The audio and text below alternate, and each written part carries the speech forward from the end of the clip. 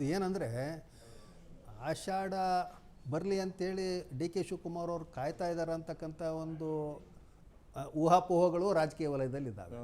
ಹಾಗೆ ಅವರಿಗೆ ಬೀಸೋದೊಣ್ಣೆಯಿಂದ ಪಾರಾದ್ರೆ 100 ವರ್ಷ ಇಮಿಡಿಯೇಟ್ಲಿ ಮಾಡ್ತಕ್ಕಂಥ ಒಂದು ವಿಚಾರನೂ ಅವ್ರಿಗೆ ಇಲ್ಲ ಅಂತಕ್ಕಂಥದ್ದನ್ನು ಸಹಿತ ಅನಿಸಿಕೆಗಳು ಕೆಲವು ಕಡೆ ಇದ್ದಾವೆ. ಅದು ಕೆಲವೊಂದು ಖಾತೆ ಹಂಗೆ ಉಳ್ಕೊಂಡಿದಾವಲ್ಲ ಸರ್, ಆ ಖಾತೆನಾದ್ರೂ ಹಂಚಿಕೆ ಮಾಡ್ಬೇಕಲ್ಲ, ಅದಕ್ಕಾದ್ರೂ ಬೇಕಲ್ಲ. ಅಲ್ಲ ಅವರು ಈಗ ಕೃಷಿ ಖಾತೆ ಇರ್ಬೋದು, ಹೀಗೆ ಈಗ ನೋಡಿ ಖಾತೆಗಳನ್ನು ಹಂಚಿಕೆ ಮಾಡಬೇಕು ಕರೆಕ್ಟು, ಆದರೆ ಏನಂತಾರಪ್ಪ ಅಂದ್ರೆ ಆ ಖಾತೆಗಳನ್ನು ಹಂಚಿಕೆ ಆಗಿಲ್ಲ ಸ್ವಲ್ಪ ತಡೀರಿ ಅಂತ ಹೇಳಲಿಕ್ಕೂ ಒಂದು ನೆವ ಸಿಗುತ್ತಲ್ಲ, ಎರಡೂ ಇದೆ ಅದರೊಳಗೆ ಮುಗಿಲಿ ಅಂತ ಹೇಳೋ ಹಾಗೆ.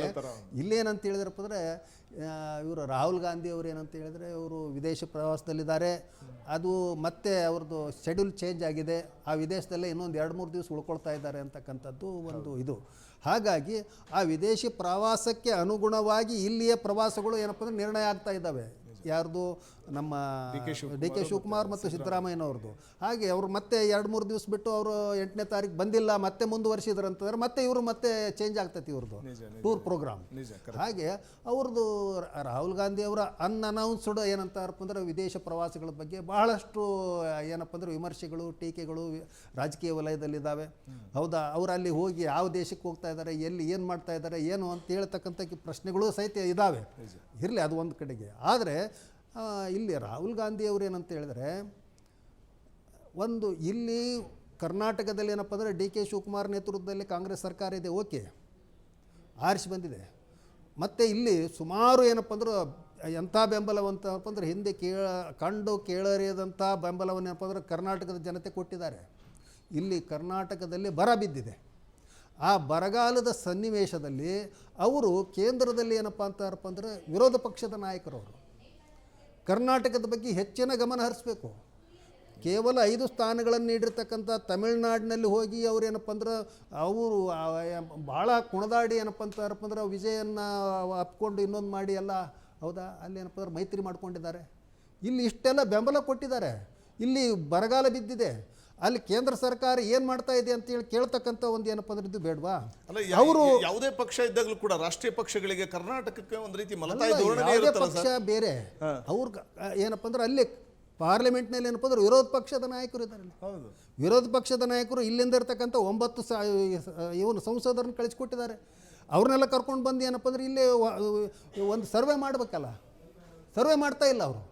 ಅಲ್ಲಿ ಏನಂತ ಏನಪ್ಪ ಅಂದ್ರೆ ಇಲ್ಲಿ ನೀರಿಲ್ಲ, ಇಲ್ಲಿ ಇವರು ರಾಮಲಿಂಗಾರೆಡ್ಡಿ ಅವರು ಇವರು ಏನಪ್ಪ ಅಂದ್ರೆ ಬೆಳೆ ಬೆಳಿಬೇಡ ಅಂತ ಹೇಳ್ತಾ ಇದ್ದಾರೆ ರೈತರಿಗೆ. ಹೌದ್ರಾ, ಇವರು ಕುಮಾರಸ್ವಾಮಿ ಅವರು ಹೇಳ್ತಾ ಇದ್ದಾರೆ ತಮಿಳ್ನಾಡಿಗೆ ನೀರು ಬಿಟ್ಟಿದ್ರೆ ಅದ್ರ ಸಲ ಬೆಳೆ ಬೆಳಿಬೇಡ ಅಂತ ಹೇಳ್ತಾ ಇದ್ರಿ ನೀವು ಅಂತೇಳಿ. ಇದನ್ನೆಲ್ಲ ಒಂದು ಬೇರೆ ರೀತಿಯಿಂದ ಏನಪ್ಪ ಅಂತಾರಪ್ಪ ಅಂದ್ರೆ ವ್ಯವಸ್ಥಿತವಾಗಿ ಏನಪ್ಪ ಅಂದ್ರೆ ಅದನ್ನ ತೊಗೊಂಡು ಇವತ್ತು ನೋಡಿ ಅದಕ್ಕೊಂದು ಸರ್ವೆ ಮಾಡಿ ಅಲ್ಲಿ ನರೇಂದ್ರ ಮೋದಿ ಅವ್ರ ಮುಂದೆ ಇಡಬೇಕು, ಸರ್ಕಾರದ ಮುಂದೆ, NDA ಸರ್ಕಾರದ ಮುಂದೆ. ಇಷ್ಟು ಅಲ್ಲಿ ಪ್ರಾಬ್ಲಮ್ ಆಗಿದೆ ಏನಪ್ಪ ಅಂದ್ರೆ ನೀವು ಏನಪ್ಪ ಅಂದ್ರೆ ಪರಿಹಾರ ಕೊಡಿ ಅಂತೇಳಿ. ಹಾಗೆ ಇಲ್ಲಿಯ ಒಂದು ರಾಜ್ಯ ಸರ್ಕಾರಕ್ಕೂ ನಿರ್ದೇಶನ ಕೊಡಬೇಕು ಅವರು. ಕೇಂದ್ರದಲ್ಲಿ ಅವರು ಇವತ್ತೇನಪ್ಪ ಅಂದ್ರೆ ವಿರೋಧ ಪಕ್ಷದ ನಾಯಕರು. ಮತ್ತು ಕರ್ನಾಟಕದ ಬೆಂಬಲ ಏನು?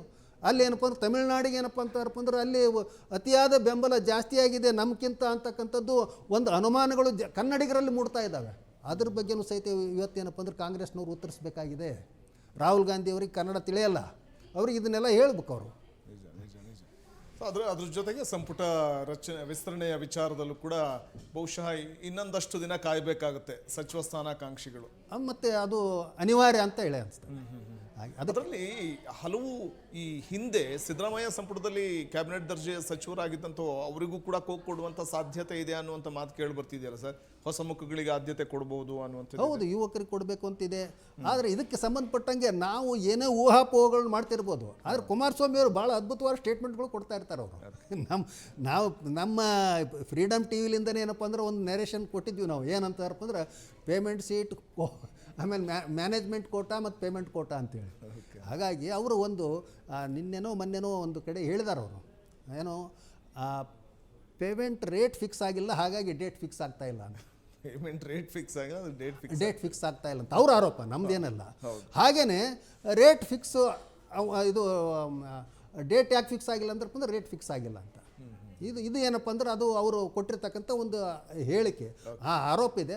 ಅದಕ್ಕೆ ಅವರೇ ಕಾಂಗ್ರೆಸ್ನವರು ಉತ್ತರ ಕೊಡಬೇಕು.